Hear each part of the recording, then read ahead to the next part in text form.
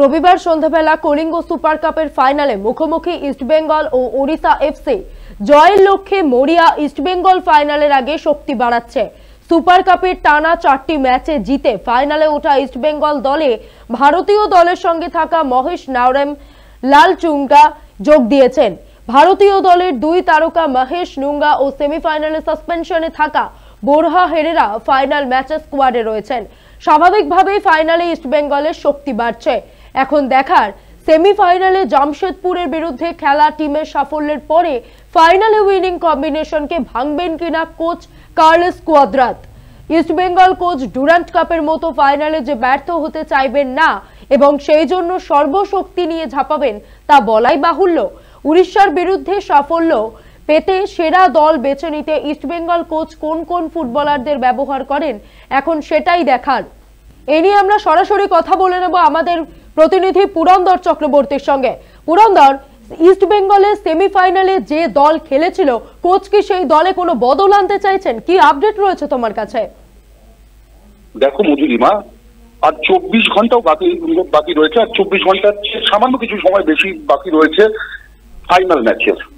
এই অবস্থায় ইস্টবেঙ্গল ড্রেসিং রুমের যে আবহ, সেখানে দাঁড়িয়ে যাতে ফাইনালের ফোকাস কোনোভাবেই নষ্ট না হয়, কার্লোস কুয়াদ্রাত সেদিকেই নজর রাখতে বলেছেন এবং অধিনায়ক ক্লেটন সিলভা সহ সকলেই আত্মবিশ্বাসী, কিন্তু আত্মবিশ্বাস যাতে আত্মতুষ্টির আকার না নেয় সেদিকেই নজর রাখছেন কার্লোস কুয়াদ্রাত। তুমি যেভাবে বলছিলে, অর্থাৎ যেখানে ইস্টবেঙ্গল লালচুংনুঙ্গা এবং নাওরেম মহেশী ভারতীয় দল থেকে এসে ফিরেছেন এবং সেমিফাইনাল ম্যাচে বোরহা হেরেরা ছিলেন না, তিনি বোরহা হেরেরাকে পাচ্ছে এই ম্যাচে ইস্টবেঙ্গল। স্বাভাবিকভাবেই 3 জন প্লেয়ারকে নিজেদের প্রথম একাদশে রাখতে পারে ইস্টবেঙ্গল, এরকম মনে করাই হচ্ছে।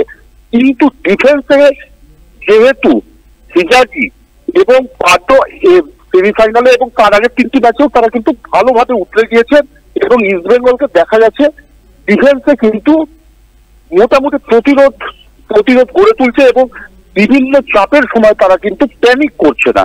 সেক্ষেত্রে উইনিং কম্বিনেশন ভাঙবেন কিনা কোচ, এটা নিয়ে যথেষ্ট একটা তর্ক বা একটা চিন্তার বিষয় রয়েছে, কারণ এখানে কোচ কি করবেন সেটা তার উপরেই তিনি পুরোপুরি শেষ সিদ্ধান্ত নেবেন।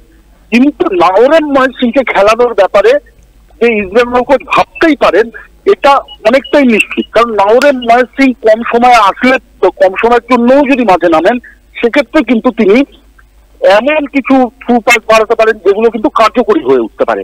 অন্যদিকে বোরহা হেরেরার বদলে সেমিফাইনালে, যেহেতু বোরহা হেরেরা সেমিফাইনালে খেলতে পারেননি, তার আগে 3টি ম্যাচ খেলেছিলেন, 2টি হলুদ কার্ড দেখার জন্য সেমিফাইনালে খেলতে পারেননি। বোরহা হেরেরাকে কিন্তু সেমিফাইনালে যখন কার্লোস কুয়াদ্রাত পাননি, সেই সময় বিষ্ণুকে ব্যবহার করা হয়েছিল। বিষ্ণু তার কাজ করলেও সেদিন জামশেদপুরের বিরুদ্ধে 2-0 ম্যাচে জয় এলেও বোরহা হেরেরা অত্যন্ত উপযোগী প্লেয়ার মিডফিল্ডে, কারণ মিডফিল্ড বার্সাল বলা যেতে পারে তাকে, বল ডিস্ট্রিবিউশন ভালো করেন এবং অন্যদিকে কিন্তু তার একটা গোল করারও প্রবণতা রয়েছে। ফলে স্বাভাবিকভাবেই বোরহা হেরেরা যে প্রথম একাদশে ফিরছেনি, এটা অনেকটা নিশ্চিতভাবেই বলা যায়। ফলে উইনিং কম্বিনেশনে কিছুটা হলেও রদবদল হবে, এ কথা এক প্রকার নিশ্চিত। মধুরিমা, অনেক ধন্যবাদ তোমাকে পুরন্দর।